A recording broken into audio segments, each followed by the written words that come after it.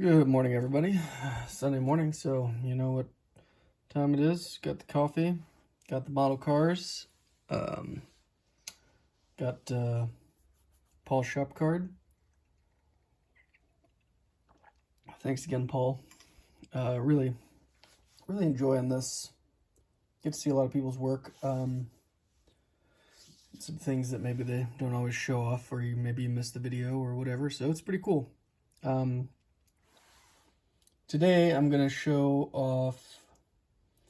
You know, cars and coffee in real life, you drive your car there, you hang out, whatever. Well, model cars and coffee, it's a little different. We're not driving any of these to a site and hanging out, just hanging out online. So since I build a lot of race cars, I thought I would start sprinkling them in on these as well. And today I've just got 3 of my resin Indy car builds. Well, Indy car and Champ car. So first off,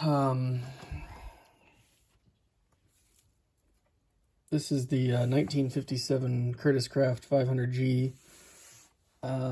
It's a Lance Sellers resin kit. I built this maybe a year and a half ago. I'm not sure exactly. Bose Seal Fast Special, iconic name in IndyCar. Really a nice kit. All these resin kits that I have today are just curbside. So nothing much to show. That's why I grabbed 3 of them. This car was designed for actually to run on pavement and on the dirt miles, which at the time made up part of the IndyCar Championship. This car was driven in the 57 500 by Fred Agabashian, who is most famous for putting the Cummins diesel special on the pole. But that was his highlight at Indy. Car fell out early, and Agabashian retired. Also, the chief mechanic on this car is George Bignotti, who went on to win the 500 several times and worked for quite a while with A.J. Foyt starting in 1960. So Bignotti is a legend of the Speedway, and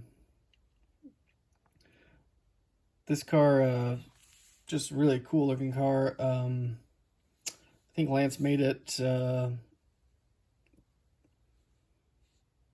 because it's sort of unique running on dirt and pavement, and there are some people that actually made it as a dirt car, which was cool with a rock screen and dirt tires, but I just made it as the Indy car at the 500.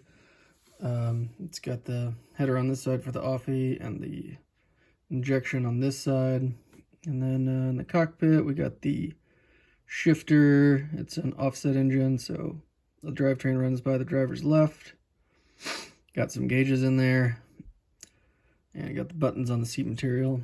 This is, you know, it does have, like, you know, the suspension. It's got the torsion bar stops and the arms and radius rods. So there's some detail to it. On the outside, it's a really nice curbside kit, and it looks awesome in the shelf.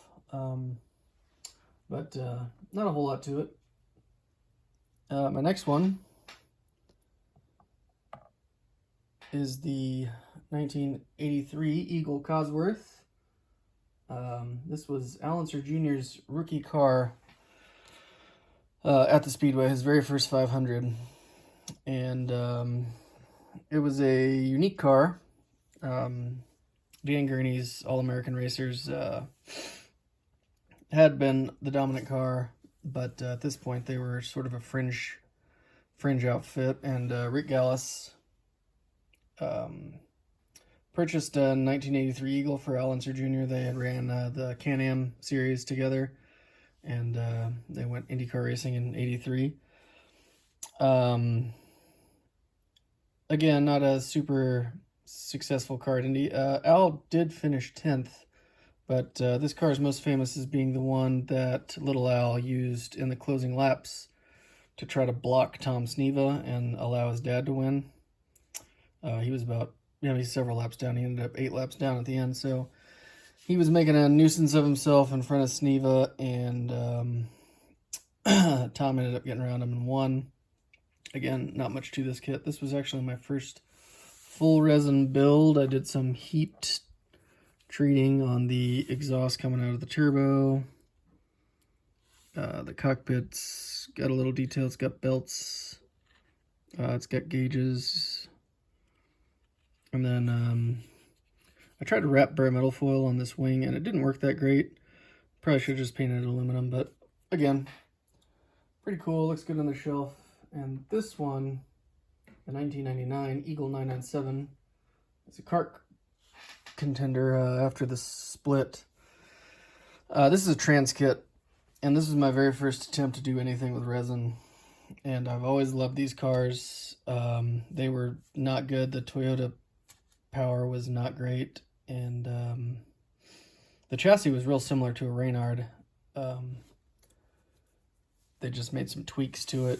So you take the Revell Reynard kit, and you take the wings and the suspension and the tires. I went with rain tires on this one. Thought it'd be cool. Thought it'd be different. I just love this livery with the eagle and the stars and stripes. Super cool. So the arrow fins on the side pods, I made those, and I mean, it went pretty well. The hardest thing was trying to get the suspension lined up in the front and the, so it would sit level and look right. And I was off a little bit, but it was my first time ever doing anything like that. So it does sit on all four wheels. It just, this is a little bit higher on the bottom, so the angle is a little different. So that kind of skews it a little bit, and I didn't quite get the, well, I just broke that, but this is pinned, so it's not going to go anywhere. I didn't quite get that drilled in the same spot. But like I said, this was my very first attempt at resin, and I didn't know anything about trans kits or anything. It was all an experiment, and seriously happy with it. It looks really good in the shelf. It's just a really good looking car, despite any limitations I might have had. So it still looks good. And that's it. That's all I got for today. I'll be back again with more updates. Hopefully I'll get this 48-hour group build done. Hope you guys all have a wonderful Sunday, and I hope you guys have had a great weekend.